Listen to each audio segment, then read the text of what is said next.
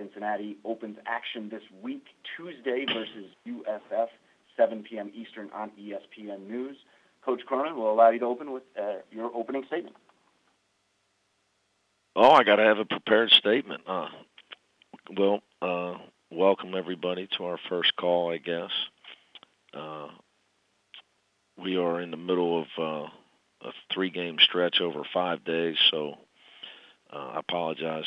I'm a little in the middle of South Florida preparation, and tough stretch here for the Bearcats with our team all fighting the flu, as well as the coaching staff, and a lot of games in a short period of time.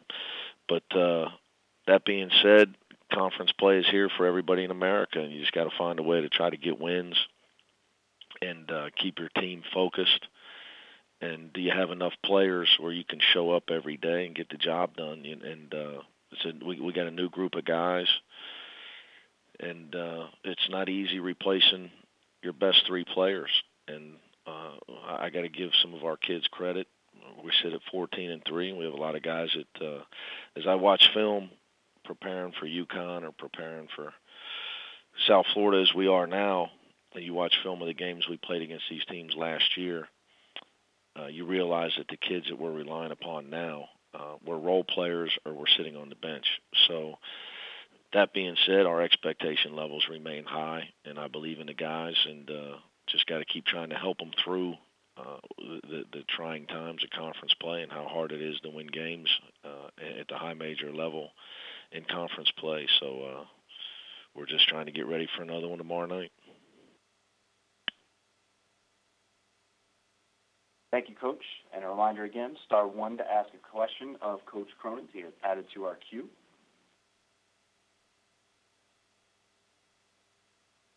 And Coach, you did mention how tough wins are to come by. Last week, your team getting 2 wins, both coming in overtime, which then puts you up to the all-time leader in overtime wins at Cincinnati. Talk a little bit about such a tremendous accomplishment and your team's resolve to be able to gut out victories. Well, I'm proud of the guys for being able to continue to keep playing. That's something that we preach, that the only score that matters is the final score. And we always talk about next play. You got to move on to the next play. And if you stay alive, you can always find a way to win the game. And you don't have to play your best, but you can find a way to win and then go watch film and try to get better.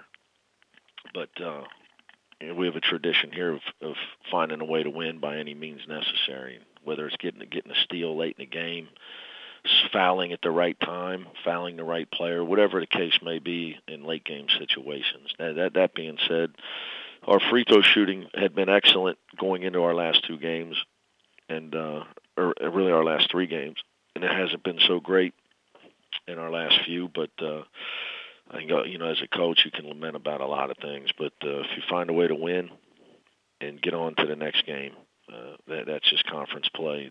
All you got to do is turn on your TV in the past 5 days and see all the stuff going on here once conference play starts. It's what makes college basketball the best game to watch. It's why people say they love watching college games, because the games mean so much, because everybody's battling to build a resume to get into the tournament at the end of the season.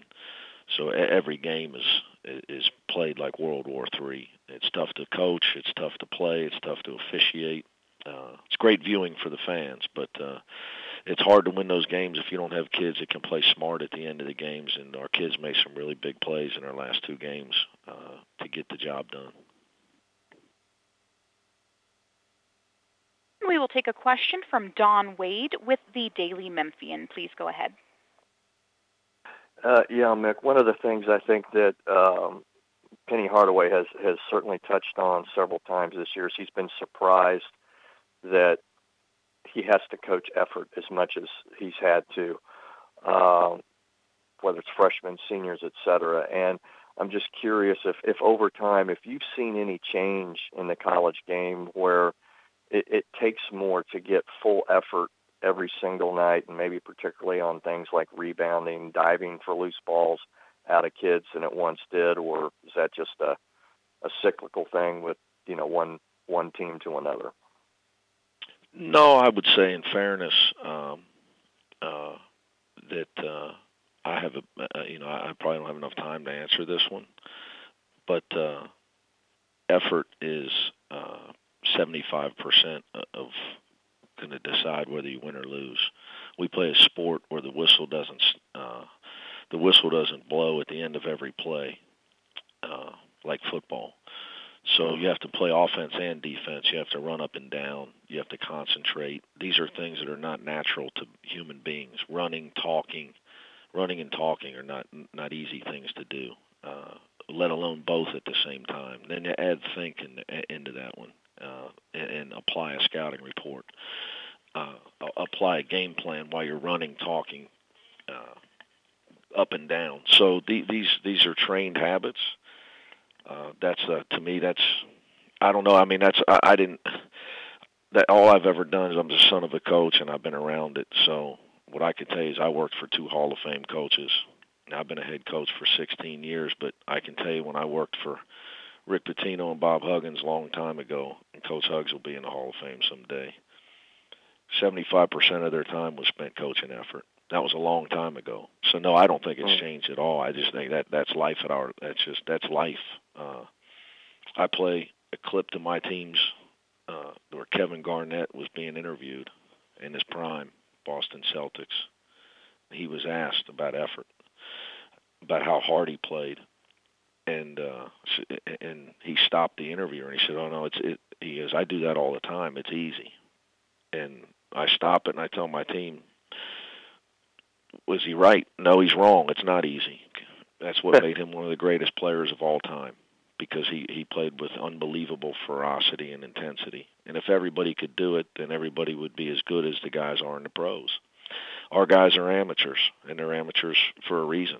Some of them have pro talent, but they don't have pro intensity yet. So I mean, it's just part of our job, and I don't think it's new at all. I think it's always been, at least I can tell you in my opinion, it's always been that way. And that's 75% of our job. If it was that easy, everybody'd be Kevin Garnett. Thanks, Mick. You got it.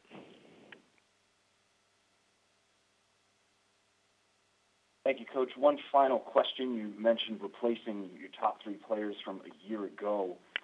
Last week, Jaron Cumberland named to the Lute Olson Award watch list as one of the top D1 players in the country.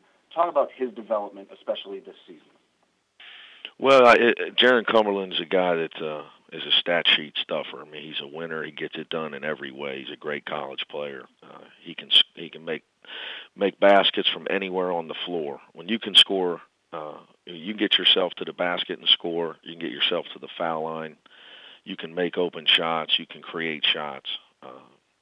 He can score every way a guy can score. He's also an excellent passer, and he's a very smart basketball player. So Jaron's developing into a star, and there's a lot that goes with that because stars show up every night, but great players make great plays, and he's been doing it for us, and he's only going to continue to get better, and we're lucky to have him. He's got a toughness. Going back to the previous question, he's got a fire in him to be a competitor, and that's probably makes up for maybe his lack of explosiveness. He's not an above the rim guy, but he's a guy I wouldn't trade him for anybody. Thank you very much, Coach Cronin. Good luck. Thanks for having me, guys. We'll talk to you next month. All the best.